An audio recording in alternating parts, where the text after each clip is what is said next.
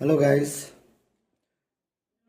in today's lecture, this is the fifth lecture I guess, and in today's lecture we are going to discuss about integration. Some integration which are useful in physics. First of all, the formula. See, we are integrating dx. As an answer we get x and we need to add a constant. This is an arbitrary constant you have to add, right? E to the power x dx is e to the power x plus c. X to the power n dx is x to the power n plus 1 by n plus 1 plus c, where n is a power integer. Integration of sin x will be minus cos x plus c. Integration of cos x dx will be sin x plus c. 1 by x dx will be log x. This is only for 1 by x. Suppose you have integration 1 by x square dx. Don't write log x square. You need to change this numerator to denominator and this becomes somewhat like this. Now you will apply formula number 3 to solve this question, right? Then a to the power x, a is a constant. Any number whose power is x, it will be a to the power x by log a plus c. If you have a constant into dx, then constant into dx. Constant should be taken out, integrate dx, then constant will be as it is. Dx integration will be x, again you will add a constant, right? There is something called definite integrals. Now what is the difference between two? There is no such difference. Only in definite integrals you have these values. These are called limits of integration. This is called lower limit, upper limit. Lower limit should always be lesser than the upper limit, right? You will use the same formula. X dx is following this formula because the power can be taken as 1. So if it is x to the power n ds, it is x n plus 1 by n plus 1. So this is 1 plus 1, which is 2 by 1 plus 1, 2. Now you put the value 0 to 1. In place of x, you will put 1. And in place of x again, you will put the lower limit. After simplification, you are getting answer to be a constant only. So here you are not allowed to add plus c. Right? Now let's see one or two problems how to apply the formula. Right? How to apply the formula. So let's see this. Suppose you are asked to integrate. Suppose you are asked to integrate integration of x square 2x 5 dx. What you will do? You will have to separate them. Integrate x square dx. 2 is constant, take out x dx. 5 is constant, dx. These all are following formula number 3, x to the power n dx. And last one is following formula number 1, right? So x to the power 2, the value of 2 is nothing but n. What's the formula? X to the power n plus 1 by n plus 1. This is also power 1. So I can take it third formula. X to the power 1 plus 1, 1 plus 1. 5, integration of dx will be x. Right? Simplify this. X cube over 3 to x square over 2 can cancel. 5x plus a constant. This is your answer. Now why we are doing integration? Now integration is a reverse or anti-derivative process, right? Like you have given an acceleration dv over dt is acceleration. So from this acceleration you can easily find out the value of velocity. How come? Velocity dv is a dt. Can I write this? Obviously yes, right? What is dv? dv is a small change. What is dt? Small change in time. dv is a small change in velocity.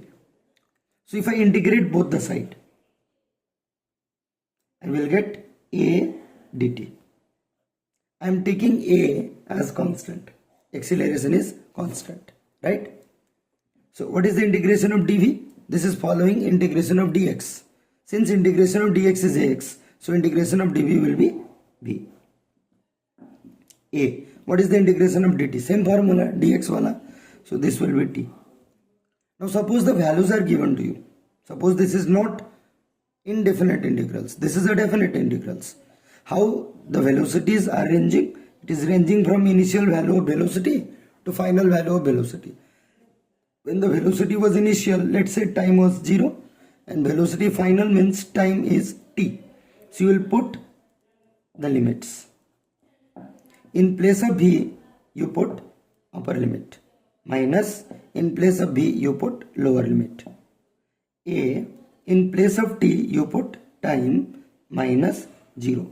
So what you are getting? v minus u is equal to at, v is equal to u plus at. So from acceleration, you are getting velocity. Similarly, you can easily calculate displacement from velocity. See, v is equal to ds by dt. What is s? Displacement. So what will you do? Same. ds is equal to v dt. Correct. Now integrate it again. You are integrating it from 0 to s. You are integrating it from u to v.